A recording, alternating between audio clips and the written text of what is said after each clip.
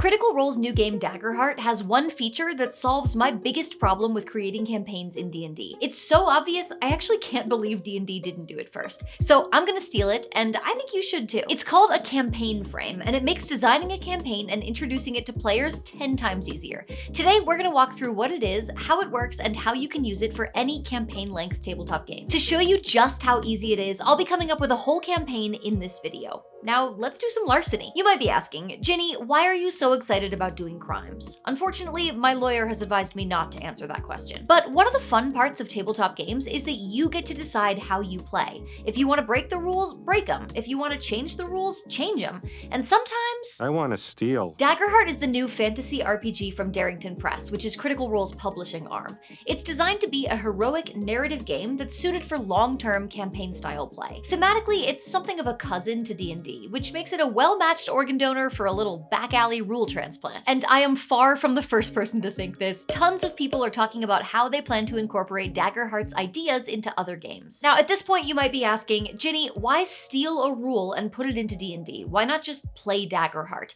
And to be clear, I have played Daggerheart, and I plan to continue. But gaming isn't monogamy. You can play different systems whenever you want. You don't have to pick just one. If I find a tool in one game that would improve another, you can bet I'm going to be bringing it with me. And the moment I found campaign frames, I knew I was about to do some petty theft. Creating long-form campaigns has always been tricky for me. I have a lot of trouble finding the sweet spot between extremes. Like, between the big picture plot and the day-to-day gameplay experience, I'm usually neglecting one. Creating a whole campaign can feel really overwhelming to me, and I'll often go way too hard on one niche element and leave the rest underdeveloped. I just have a lot of trouble spreading my creativity out evenly. But campaign frames are the perfect tool for this. They're basically a campaign template, and they do two key things. First, they help DMs organize their plans for a campaign and make sure they're covering all the important stuff. And second, they give you a neat, concise way to share all the information players need to understand the game and create characters that suit it. It's basically a cheat code for campaign creation. The core rulebook includes 6 full campaign frames, which you can play as is or just use as inspiration or reference.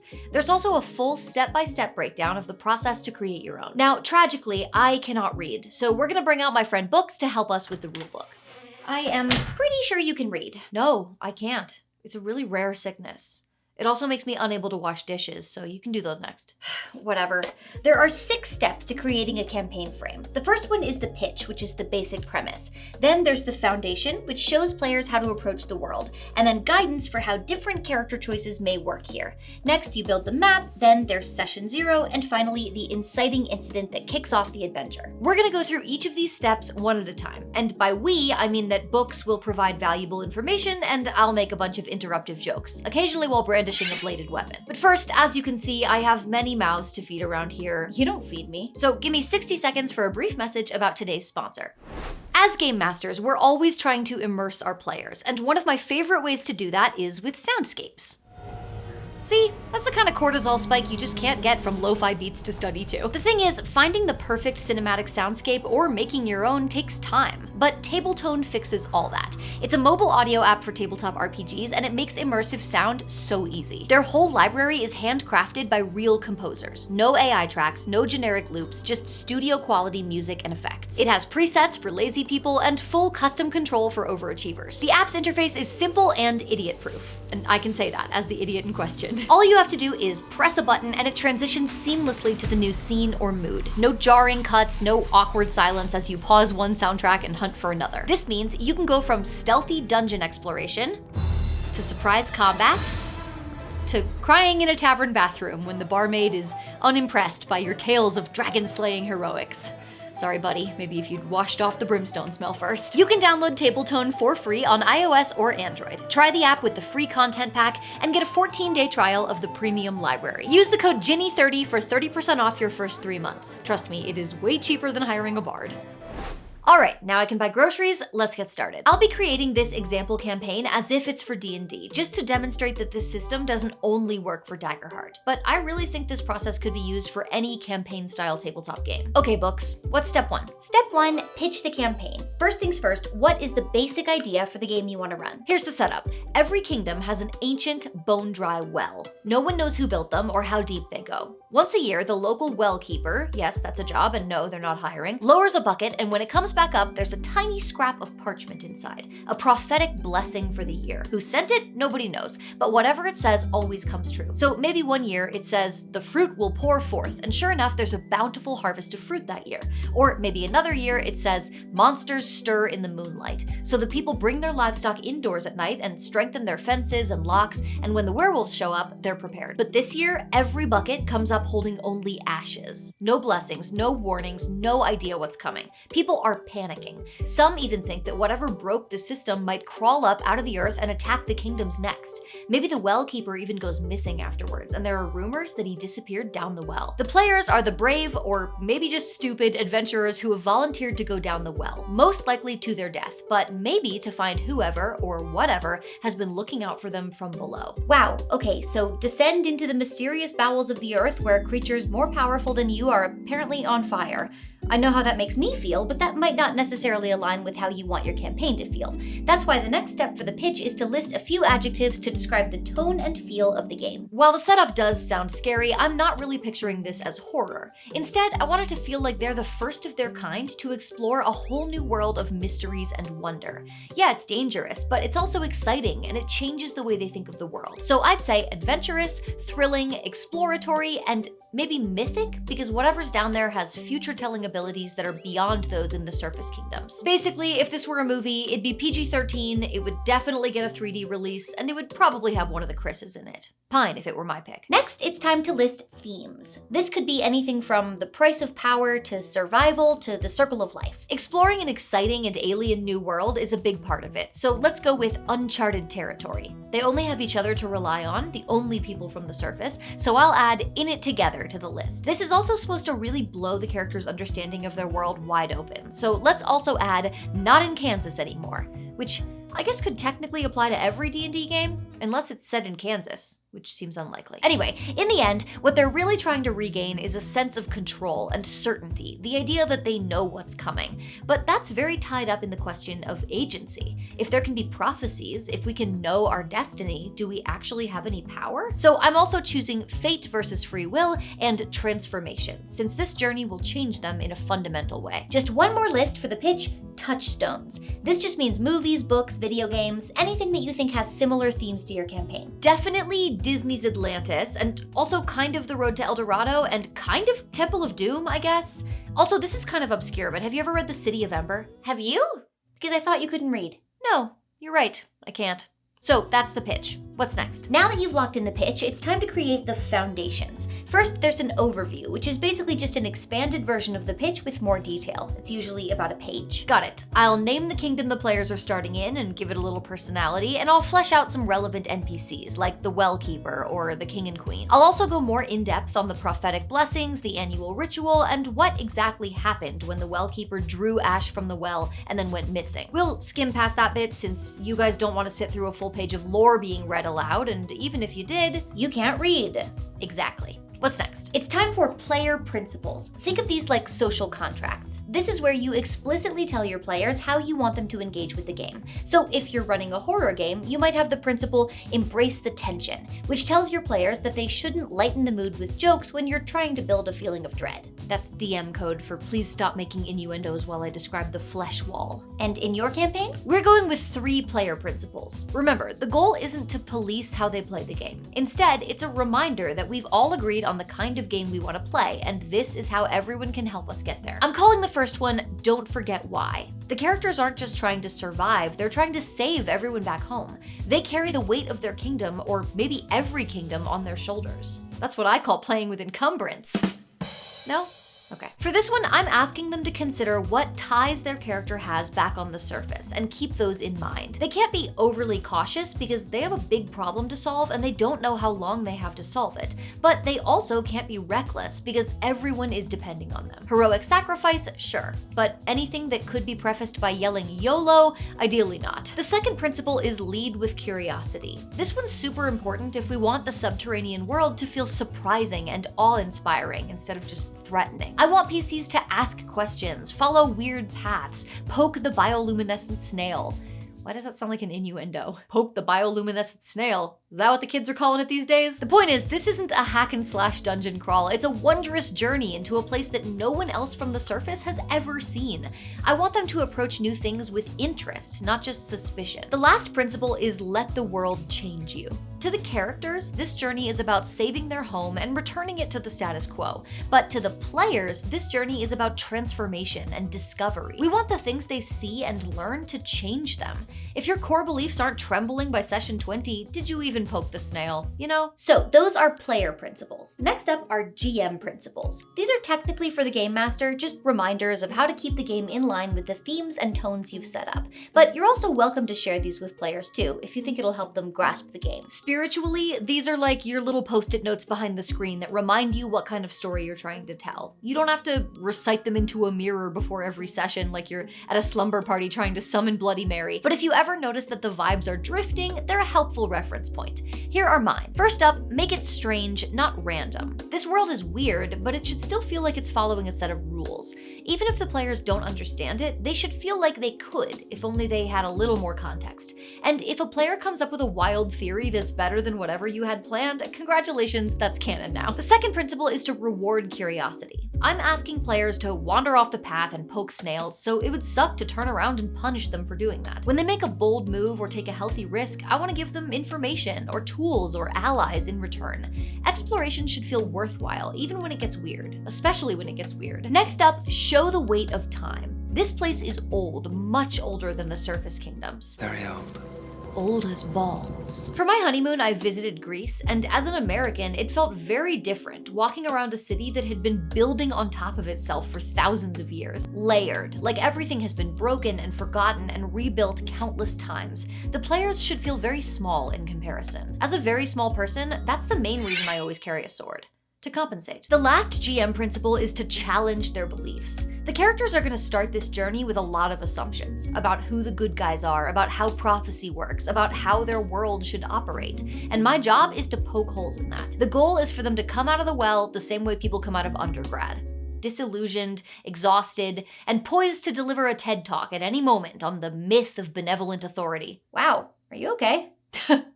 No. Well, the next piece of this step is called distinctions. This basically just means what are the details that make your world feel unique? Floating cities, magic purple storms, talking animals. Most campaign frames in the core rulebook have 3 to 6 of these. In the surface world, the biggest distinction is, of course, the wells. So in this section, I'll just provide a little more information on the well keepers, like that they're chosen by lottery and have the gig for life, and that every year when they draw from the well, another concentric ring is tattooed on their back. I mean, it's pretty metal, but I'd still rather have dental. I'll also add a little detail about how anyone who tries to lower a bucket outside of the ritual annual drawing just comes back with an empty bucket, or a cut rope. But since the players are spending most of their time below the surface, that's where I'm focusing my other distinctions. And I do want these to be a surprise to players, so I would not include these in a Session 0 handout. One is that light isn't free. The deeper the party goes, the more important it becomes to manage their light sources, because there's no sun, and light is an important currency down there. It's grown, enchanted, cultivated, and traded. This also means I gotta brush up on my dark vision rules because I typically just go, whatever, none of my friends would be caught dead playing a human anyway, you can all see fine. But doesn't that mean anyone with the light cantrip could basically print money? Sure, and if you were a light salesman, you probably wouldn't want to let that continue, would you? And wait a second, why are you critiquing my world building? You have one job. I mean, you don't pay me. I have no jobs. Anyway, the last distinction is that the beneath is inhabited. This isn't just a spooky cave full of monsters, it's a world full of cultures and history and people of all kinds. Just like the surface world, no two groups are identical, and a lot of these societies have their own beliefs about the wells and the above world. If your party treats this like a dungeon crawl, they're gonna miss out on a lot of story. And all the mushroom brandy. That's for friends only. The final part of the foundation is optional. It's just any campaign-specific mechanics that you might want to include. This would be a great place to specify if I want to change the dark vision rules, or say that teleportation magic doesn't work down there, or add some sort of mechanic to determine what's going on in the surface world while the party is gone. But we've been doing this for a long time and we're only on step 2 of 6, so I'm just gonna stick to the regular rules for now. Well, now we're on to step 3 of 6. Hang on. What is this? Oh, sorry, that's my character sheet. In about 2 weeks, I'll be at Gen Con in Indianapolis, and we're doing a huge live play show called the Legend Society. I'll be playing on the main stage. There's literally 1,000 seats, and I'm kind of panicking. Do you think anybody will, look at me? While you're on stage, in front of 1,000 people. I think it's a pretty safe bet. I'll be up there with Antonio from Pointy Hat and Josiah from Dungeon Dad, plus actors Anjali Bhimani and Luis Carrazzo. I really feel for our DM, Jay from Swole Initiative, because he's gonna have to wrangle us, and judging by our session 0, we're gonna be an extremely chaotic group. It's Thursday at 3 p.m. and there's still around 400 tickets left. I'll put the link in the description in case anybody wants to go. Oh, and if you're not planning on going to Gen Con, the game is gonna be streamed. I'll put the links for YouTube and Twitch in the description too. Okay, but why was it in my book? That sounds like a question for a person who can read. Fine. Step 3 is character guidance. Yes, this is maybe my favorite part of campaign frames. It's your opportunity to share campaign-specific information that might have an effect on different classes or backgrounds. So, for example, if the gods are dead in your campaign, you might have a section talking about what that means for clerics, besides sadness. It helps players create characters that feel like they belong in your world, and it can even serve as inspiration if players aren't sure what kind of character they're interested in playing. Now, in Daggerheart, there are 3 things to consider here: classes, communities, and ancestries. In another game, you might need to consider different character options. For example, in D&D, you'd probably be looking at classes, species, and maybe backgrounds. This is also where a GM would communicate if any character options are off limits for this campaign. This section can get quite long depending on how in-depth you want to go, so I'll just give you a few examples here, like subterranean species. What does it mean in this world if your players want to be deep gnomes or drow? I could ban those species if I want to reserve them for use as NPCs. Or a simple solution might be that these lineages exist in this world but are long separated from their origins. Drow know that their ancestors lived deep underground, but these days they just live alongside everybody else and just wear more sunscreen, I guess. This also lets me do some fun stuff with PCs that choose underground species, because they have an opportunity to meet their distant ancestors. Or maybe you just establish that the wells go much deeper than any gnomish or mountain dwarf or drow tunnels do. Maybe there are even taboos in those cultures about mining or tunneling too close to the wells for fear of disturbing them. In short, deep gnomes? Sure. But it ain't that deep. It's also common for these sections to include questions for players. This is just supposed to prompt them to think about what their community or ancestry or class means in the context of this world. Right, so if someone is playing a divination wizard, I might ask questions like, have you ever met your local wellkeeper, and what surprised you about them? Then the players have the opportunity to do some cool collaborative world building. Or to make it canon that their local wellkeeper has huge biceps and Fabio hair. Step 4 is building the map. In Daggerheart, they do this thing where the group collectively creates the world map. If you want to do that in other games, more power to you, but this could also just be the part where you stick a map into the campaign document to give players a little context. I don't think GMs have to give players a map, but as a player, I like having a general idea of the space. That way, if I say that my character came to the starting kingdom from a different land, I can pick out that land and have a concept of how far away it is. And knowing things like, are we near an ocean, or what's our nearest neighboring country, can really help me feel anchored in the world. If you want to do the Daggerheart group world building thing, you can download blank maps on their website for free. Just be prepared that you're giving your players the power to name a forest the Buttwood. Ask me how I know. For this particular campaign though, I don't think I would share a map at all, because I'd like the players to feel like they're exploring the beneath and discovering it as they go. If anything, I would give them a blank map that they can fill in as they explore, to log where they've been. Step 5 is Session 0. Now, there are a lot of different ways to do Session 0, but in this context, they're talking about group world building and character building in the form of some open-ended questions related to the campaign. For example, in a campaign frame about a corrupted forest, there are questions like, what dangerous animal comes out at night? Or what trait does something have if it's been tainted by the forest? These questions are really just prompts to help establish the characters in the world of the campaign, similar to the questions that might be included in the character guide section. So for my campaign, I might include questions like, why are you descending into the well? Did you choose it or were you chosen? And once something, like a sound or object or creature, came out of the well, what was it and how did the kingdom react? Feel free to add a no fart jokes addendum here if you deem it necessary for your table. It might even be fun to ask something like, the night before your descent, you had a dream about what awaits you at the bottom of the well. What did you see? That could be a fun way to weave the idea of prophecy into the campaign even further, by taking their answers and incorporating them into their adventures. We're almost done. This is the last section, the Inciting Incident. It's essentially the hook, the opening adventure that kicks off the campaign. The ones printed in the book are really just meant to give GMs guidance on one possible way to start the campaign. But if you're writing your own campaign, this doesn't necessarily have to be part of the frame. It's more likely to just be part of the campaign. Daggerheart has its own chapter on creating adventures with its own tools, and so does D&D. Most tabletop games probably have this bit covered in their own way. The important part here is not how you craft your adventure, it's just that you have a concept for the first session that's exciting and pulls your players into the campaign. In my case, it obviously needs to be that initial descent into the well, and I don't want this to just be falling. This isn't like roll for fall damage, now you're at cave level 1. This is Alice falling down the rabbit hole. It needs to set the tone for the whole game, and for just how weird and alien this underground land is going to be. The well isn't just a hole in the ground. It's ancient and magical and intentional. It doesn't just let people through, it needs payment. Not gold or items, but something personal. Your name, the color of your eyes, your sweetest memory. So here's how I'd run it.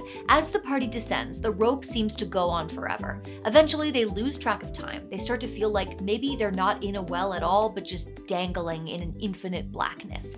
And just when they're starting to worry that they're losing their grip on reality, they find themselves hanging over a gate, guarded by a shadow that demands payment in order to pass through. That's right, the first monster you face is hidden fees. Each character is told the price of their entry, the sound of your laugh, your ability to swim. Players can accept the cost and pay it, or try and negotiate, or offer something else. Maybe they roll persuasion or deception, or they start arguing semantics, and I call for an Arcana check to see what exactly it means to give up your name. But that's basically the D&D version of reading the terms and conditions before you sign, so I don't anticipate anyone doing that. Once everyone's paid, they reach the bottom, and now they're in the world of beneath. The point is, this descent should feel like a transition, not just to a new location, but to a place that runs on a different kind of logic. Now all we need is some kind of clue to give the party direction, like a scrap of the well-keeper's ceremonial robe, or a scribe with a backpack full of rolled parchment just like the ones the prophecies come written on, and we're off. Great.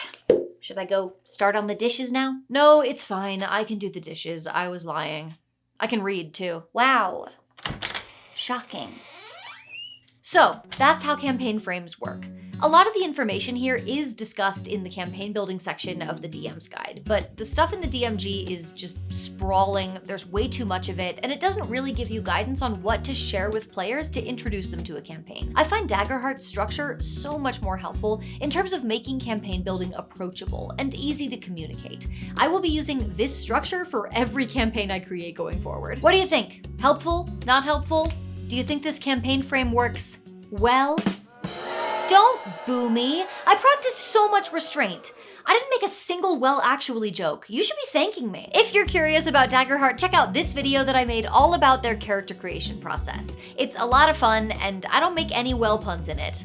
I do make a lot of mushroom puns though. What can I say? I'm consistent.